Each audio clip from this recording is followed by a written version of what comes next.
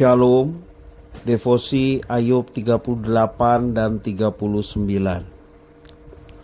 Banyak peristiwa yang tidak dapat kita pahami mengapa itu terjadi.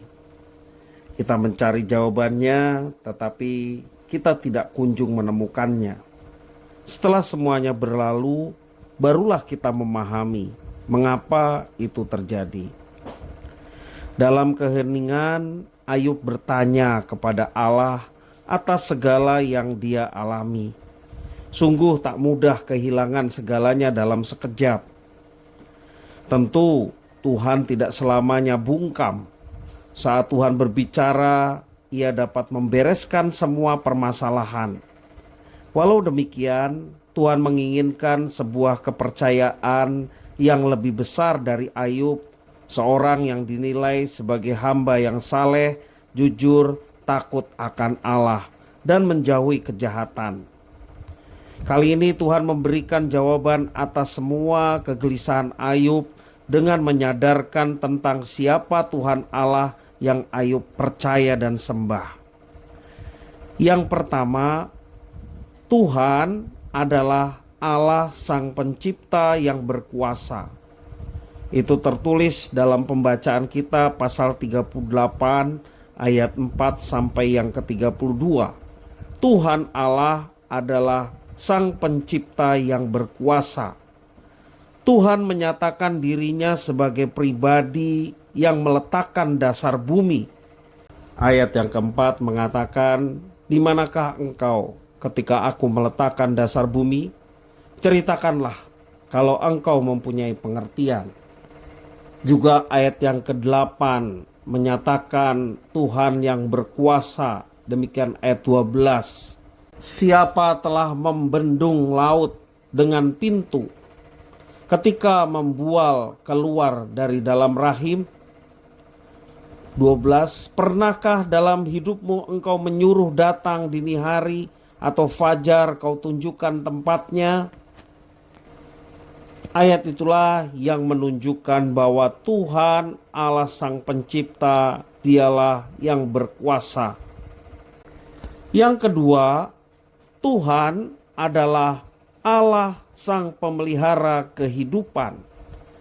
Dimulai dari pasal 38 ayat 33 sampai pasal 39 ayat 33.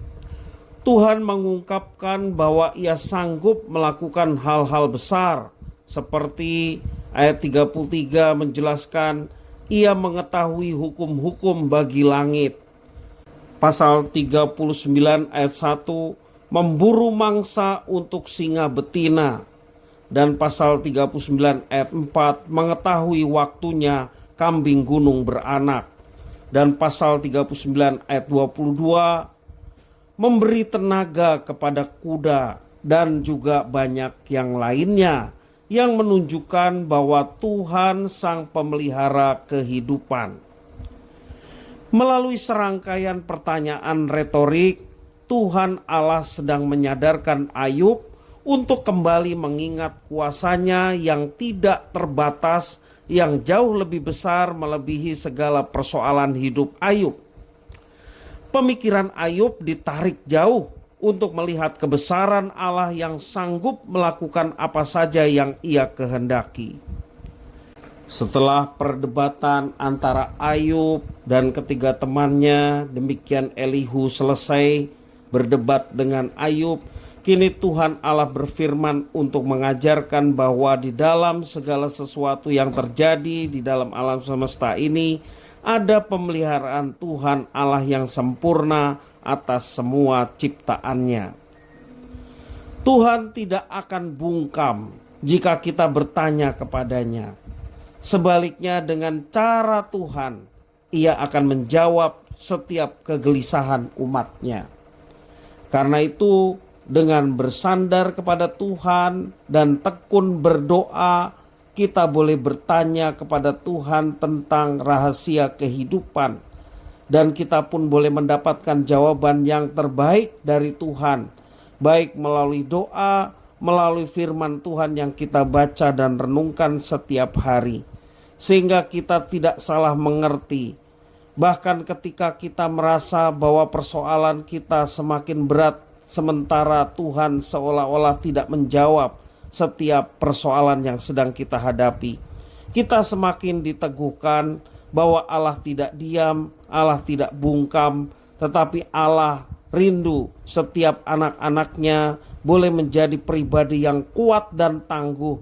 Dan pada saatnya, waktu yang tepat, tangan Tuhan yang penuh kuasa dan kasih akan memberikan pertolongan tepat pada waktunya.